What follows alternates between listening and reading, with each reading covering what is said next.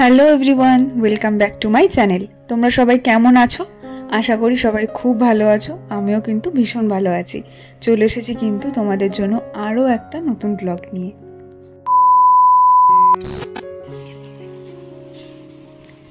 এই কুট্টুস এদিকে তাকা,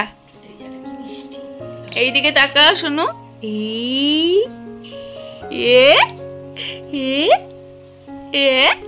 গুড মর্নিং। তোমার এতক্ষণে ঘুমো হলো? ঢাকা দিই না, ভালো করে ঢাকা দিই না, ঠান্ডা ঠান্ডা সকালবেলা একটু ঠান্ডা লাগে, ঢাকা দিই না। ও কিছু করার নেই, ওর গরম লাগে, ফ্যান চালাতেই হবে। পুকু পুকু পুকু পুকু পুকু হয়েছে। ওঠো ওঠো ওঠো, উঠে পড়ো। তো দিনটা ছিল রবিবার আর বাজে তখন সকাল 9টা। তো মেয়েকে দেখলে ঘুম থেকে তুলছি, ওকে না একটু সকালটা এইভাবে আস্তেই ধীরে ঘুম থেকে তুলি। সকালবেলা যখন ও ঘুম থেকে উঠে একটু ঠাকুরের গান চালিয়ে দিই, যাতে সকালটা একটু ভালোভাবে শুরু হয় সমস্ত কিছু। তারই মধ্যে আজকে সকালে জলখাবারটাও কিন্তু ভীষণ স্পেশাল। দেখো, মা বানিয়েছে ঘরে একদম দোকানের মতন আলুর চপ। দেখতে কিন্তু একদম প্রপার দোকানের মতো না হলেও খেতে কিন্তু একদম দোকানের মতনই হয়েছে। তো আমি তো 3-4টে চপ খেয়ে ফেলেছি মুড়ি দিয়ে, ভালো করে মেখে শসা কুচি পেঁয়াজ কুচি দিয়ে। খেয়ে নিয়ে ওর খাবারটা রেডি করে এখন বসে পড়েছি ওকে খাওয়াতে। কেননা ওর খাওয়াটা কিন্তু অনেকটা টাইমের ব্যাপার, আর ওর সামনে আমি খাই না, কেননা ওই খাবার নিয়েও টানাটানি করে, ঝাল থাকতে পারে, তো হাতে লেগে যাওয়ার ব্যাপার থাকে। হ্যাঁ, যেই খাবারগুলো ওর সামনে খাওয়া যায় আমি ওগুলো খাই, ওকে অল্প অল্প করে দিই। এইভাবে ও খাওয়াও শিখবে আমাদের মতন করে। তবে যেই খাবারগুলোকে দেওয়া যায় না সেগুলো একটু অ্যাভয়েড করি ওর সামনে খাওয়া। তো দেখতেই পাচ্ছ এখন ওকে খাওয়াচ্ছি, আর ওকে খাওয়ানো মানে 1-1.5 ঘন্টা তো কম করে লাগবেই, কেননা একটুও খেতে চায় না প্রথম দিকে। তারপর ওই জোর জবরদস্তি করে খাওয়াতে হয়, গল্প করে গান শুনিয়ে সে অনেক কিছু করে ওকে খাওয়াতে হয়। আর চাঁদ মামা কিভাবে ডাকে, আয় আয় আয় আয় আয় করো, আয় আয় করো, আয় আয় করো, আয় আয় আয়। না না, এই যে চাঁদ মামা, এই যে চাঁদ মামা, চাঁদ মামা, ও চাঁদ মামা, জানো শোনো কত ভালো। আর ওদিকে ওকে খাইয়ে দাইয়ে কিন্তু এখন একটু খেলছেও, মানে এটা ওর প্লে টাইম বলা যেতে পারে। সকালে খাওয়ার পর একটু আধ ঘন্টা মতন, তারপরে আবার ওর একটু ঘুম আসে, তখন একটু ঘুমিয়ে নেয় বা স্নান করিয়ে দিই, তারপর একবারে টানা একটা ঘুম দেয়।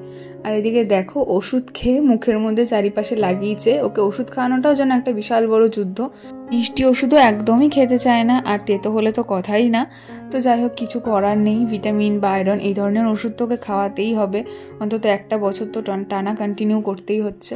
আর এখন যা গরম পড়েছে, ওকে নিয়ে একটু বাইরেও বেরোনো যাচ্ছে না, কেননা শীতকালটা একটুখানি বাইরে টাইরে ওকে নিয়ে একটু বেরোতাম, মানে কোথাও না একটু ঘরের বাইরে একটু বেরোতাম, ওরও একটু ভালো লাগতো।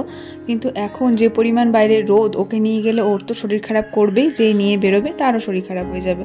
তো সেই জন্য আর রিস্ক নিই না, ঘরের মধ্যেই যতটা পারি ওকে অ্যাক্টিভ রাখার চেষ্টা করি। করা বাকি আছে, বাজে হচ্ছে প্রায় 11:30 মতন। ওকে স্নান করাবো, দিয়ে তারপর ওকে হচ্ছে একটু খেলা দিয়ে বসাবো। ঘুম পাড়ানোর চেষ্টা করছি, ঘুমের কোনো লক্ষণ তো নেই, জ্বালিয়ে খাচ্ছে পুরো আমাকে। আমাকে জ্বালাচ্ছে, কাউকে জ্বালাচ্ছে না, শুধু আমাকেই জ্বালিয়ে যাচ্ছে পাগলের মতন সকাল থেকে। আর আমাকে যখনই মানে দেখছে আমি হাঁটাচলা করছি, কোনো কাজ তো থাকতেই পারে না, কাজ করছি যখনই আজকে আনতে শুরু করে দিচ্ছে, কারো কাছেও থাকবে না। এখন ওর ভিটামিন ওষুধটা আছে, সকালবেলা খাইয়ে দেবো ভিটামিন। এটা এখন 1 বছর অবধি খেতে বলেছে ডক্টর। ওর যে ডাক্তার আছে বাচ্চাদের, যাকে আমি দেখাই, তো এই ভিটামিন আর আয়রন এই দুটো, ভিটামিন আর আয়রন এই দুটোকে বলেছে 1 বছর অবধি কন্টিনিউ করতে। তো সেই জন্য প্রতিদিন খাওয়াই। তো এটা এখন খাওয়াবো, কোনো ওষুধও খেতে চায় না। আর এখন আবার ভিটামিন আর আয়রনের সঙ্গে আরেকটা নতুন মাল্টিভিটামিন ওষুধও অ্যাড হয়েছে। তো বুঝতেই পারছো আমার অবস্থাটা। জোর করে খেয়েছি, ওষুধটা খেতে খারাপ না, মিষ্টি মিষ্টি, তবুও খেতে চায় না। বুঝে যাচ্ছে কিন্তু এখন যেহেতু ওষুধ খাওয়ানো হচ্ছে।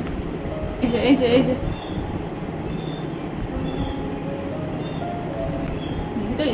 এই যে পাখা কই, পাখা কই, ফ্যান কই, ফ্যান কই, ফ্যান মা মা ফ্যান কই গো, না ফ্যান কই, ফ্যান দেখি, ফ্যান দেখি, আ আ আ আ তো এদিকে দেখো মাম্মামকে রেডি করিয়েছি স্নান করাবো বলে। এই যে এটা কি বলো তো, ওর একটা কাঁথা, মানে ওর যে কাঁথাগুলো আছে, ওর প্রথম দিকে তো প্রচুর কাঁথা লেগেছে, মানে প্রথম 3-4 মাস মতন। এখনও লাগে না তা নয়, কিন্তু এখন কম লাগে। তো সেখান থেকে কিছু কাঁথা আমি রেখে দিয়েছি ওর জন্য। তো এর মধ্যে একটা কাঁথা দেখো আমি রেখেছি, মানে ওকে যখন স্নান টান করাই এটার উপর পেতে বসাই আর কি। তো ওটাই ওকে গায়ে একটু পরিয়েছি, দেখো বেশ ভালোই লাগছে কিন্তু। তো এই স্নান করানোর সময় না ও ভীষণ ভীষণ মজা পায়, মানে জানি না কেন এত খুশি হয়। তোমাদের আগের ব্লগেও বলেছিলাম, তেল মাখানো তো খুশি না, কিন্তু স্নান করাতে ভীষণ খুশি।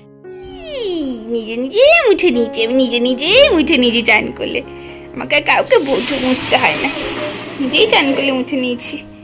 হয়ে গেছে চানু, চানু করলে মুছে নিয়েছি আমি নিজের মাথা গা, ভালো করলে মুছে নিয়েছি। এবার আমি জামা পরবো, তারপর আমি একটু বেরু করব। হ্যাঁ এই দেখো এই দেখো, বলো আমি চান করলে বেরু করব। এখন প্রায় 2টো মতন বাজে, মেয়েকে খাইয়ে দাইয়ে ঘুম পাড়িয়ে দিয়েছি। আর এখন আমি বসেছি হচ্ছে লাঞ্চ করতে। আর আজকে লাঞ্চে কিন্তু ছিল হচ্ছে ভেন্ডি আলুর একটা ঝোল, সঙ্গে ইলিশ মাছের একটা সর্ষে দিয়ে মানে একটা মাখা মাখা মতন, বেগুনও রয়েছে তাতে। আর এটা হচ্ছে কি একটা পাতার যেন সামথিং বড়া, এটা আমার খেতে ভীষণ ভালো লাগে। আর তার সঙ্গে কিন্তু ছিল শেষ পাতে দই। দইটা এখন গরমকালে না হলেই নয়, ভীষণ ভালো লাগে। তো খাওয়া দাওয়ার পর এখন একটু ফ্রিজে খুঁজছি হচ্ছে আইসক্রিম আছে কিনা। তো ফ্রিজ খুলে দেখি হ্যাঁ রয়েছে আইসক্রিম। তো চলো আইসক্রিমটা এখন বসে বসে এনজয় করা যাক। মানে মেয়ে যেহেতু ঘুমাচ্ছে, মানে এটা যেন আমার কাছে একটা ভীষণ মানে নিজের মি টাইম বলা যেতে পারে। মানে এই সময়টা আমি এনজয় করি আর কি নিজের মতন করে। তো ভাবলাম কি করা যায়, সেই জন্য ফ্রিজটা খুলে দেখলাম যে আইসক্রিম আছে কি না। তো পেয়েও গেলাম। তো এখন আমি আস্তে ধীরে বসে এই আইসক্রিমটা এনজয় করব। ও থাকলে কি হয়, ওর সামনে তো খাওয়া যায় না, কারণ আইসক্রিম ও ভীষণ ভীষণ ভালোবাসে আর বুঝে গেছে যে আইসক্রিমটা কী। তো ওর সামনে মানে খাওয়াটা আমারও উচিত নয়, মানে ওকে দেওয়াটাও তখন দিতে হয় আর কি, সামনে থাকলে একটু টেস্ট করাতে হয়। তো সেটা তো ঠিক না, তো সেই জন্য ওর সামনে খাই না। তো সেই জন্য ও যখন ঘুমাচ্ছে, তো এর থেকে ভালো সময় তো আর কিছু হতে পারে না। তো ভাবলাম এখনই আইসক্রিমটা ভালোভাবে এনজয় করে করে খাই। আর যে পরিমাণ গরম পড়েছে এই সময়, এই দুপুরবেলার দিকগুলোতে আইসক্রিম বা একটু কোল্ড ড্রিঙ্কস দই এগুলো না হলে না চলছেই না। এত ভালো লাগে এগুলো খেতে। আর একটা বছর তো আমি না খেয়েই কাটিয়েছি প্রায় বলতে গেলে। তো এখন চুটিয়ে খাচ্ছি। এখন এই সন্ধ্যা মতন, আর আমার মেয়ে গেছে ওর মিমির দোকানে সন্ধ্যাবেলা একটু খেলাধুলা করতে। সারাদিন তো ঘরের মধ্যেই থাকে, তো এখন একটু ওর মিমি এসে ওকে নিয়ে গেছে দোকানে। ও বেশ ভালোই থাকে, ওদের সঙ্গে খেলাধুলা করে মজা করে। আমি গেছিলাম ওকে আনতে। মেয়েকে বাড়ি নিয়ে এসে আমি কিন্তু এদিকে রেডি হয়ে গেছি। তো দেখতেই পাচ্ছ যাব হচ্ছে, আমার এক বোন আছে, মানে আমার বাবার বন্ধুর মেয়ে। তো তার আজকে মেহেন্দি, মানে তার পরের দিন নেক্সট দিন বিয়ে। তো আজকে বিয়ের আগের দিন মেহেন্দিও হবে, তার সঙ্গে আইবুড়ো ভাত, অনেক কিছু অনুষ্ঠান আছে। তো সেখানেই যাচ্ছি রেডি হয়ে। প্রচণ্ড গরম, ঘরে এসি চালিয়ে রীতিমতো রেডি হচ্ছে। রেডি হলাম আমি এখন, এই যে আমি রেডি হয়ে গেছি। এখন মেয়েকে রেডি করবো, এই যে মেয়েকে রেডি করবো, দিয়ে আমরা যাব।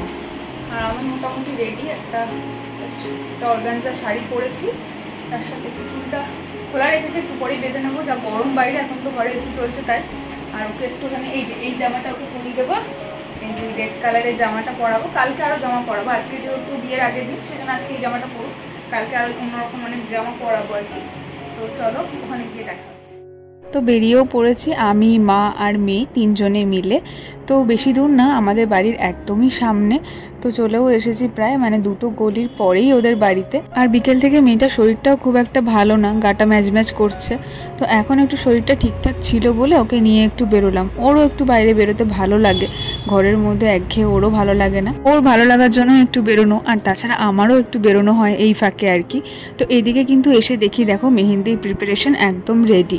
মেহেন্দির থালা সাজিয়ে কিন্তু এখানে নতুন বউয়ের হাতে মেহেন্দি পরানোর জন্য সমস্ত কিছু রেডি হয়ে গেছে। এদিকে আমার মেয়েকে দেখো, সবাই ওকে দেখে একটু হাসছে, ওর সাথে কথা বলতে চাইছে বলে মুখটাকে কেমন করে রেখেছে। আর এসে থেকে একটাও ছবি তোলা হয়নি এখনো অবধি, কেননা মেয়েকে নিয়ে এসে থেকে নাজেহাল অবস্থা গরমে।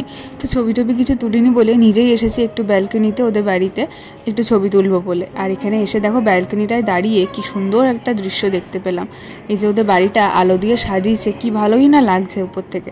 তো আমার অবস্থা দেখো, শাড়ি ফাড়ি গুটিয়ে একদম মেয়েকে কোলে নিয়ে একদম সেই বাজে অবস্থা। তো কী আর করা যাবে।